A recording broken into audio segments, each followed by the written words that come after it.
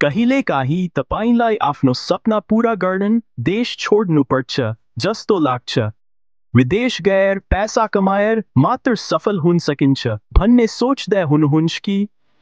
तर वास्तविकता के हो भने अहिले पनि नेपालमा बसेर आफ्नो सपनालाई साकार पार्ने मानिसहरू छन्। अर्थमन्त्री विष्णु पौडेलको सिधा र शक्तिशाली सन्देशको बारेमा कुरा गरौँ। हामीले देशभित्र आफ्नो भविष्य खोज्ने आन्दोलन सुरु गर्नुपर्छ। हालै काठमाडौँमा कोरियाको अनुभवमा आधारित सफलताका कथाहरू नामक पुस्तक विमोचन कार्यक्रममा मन्त्री पौडेलले भन्नुभयो, नेपाल सानो देश हुन सक्छ तर यसको सम्भावना विशाल छ। उहाँले भन्नुभयो, हाम्रा हिमाल, हाम्रा नदी, हाम्रो संस्कृति र हाम्रा युवाहरू यिनीहरू नै हाम्रो समृद्धिको मेरुदण्ड हुन्। विदेश जाने सपना मात्र नदेख्नुहोस्, आफ्ना सपनाहरू यहीँ पूरा गर्नुहोस्। उहाँको सन्देश स्पष्ट थियो।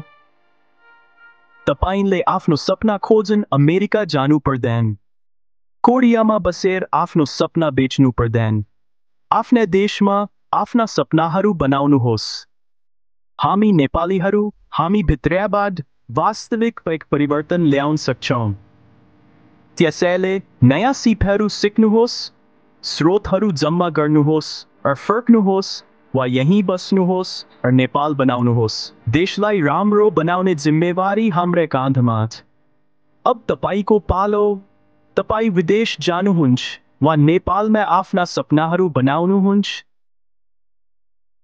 तल टिप्पणी गर्नुहोस् र कसम खानुहोस्, म आफ्नै देशमा केही गर्छु।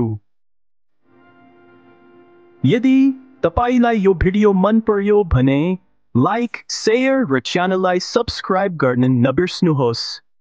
यदि तपाईँ राष्ट्र निर्माण गर्न चाहनुहुन्छ भने पुराना गल्तीहरू नदोहोर्याउनुहोस्। अब अगाडि बढ्ने समय हो। जय नेपाल।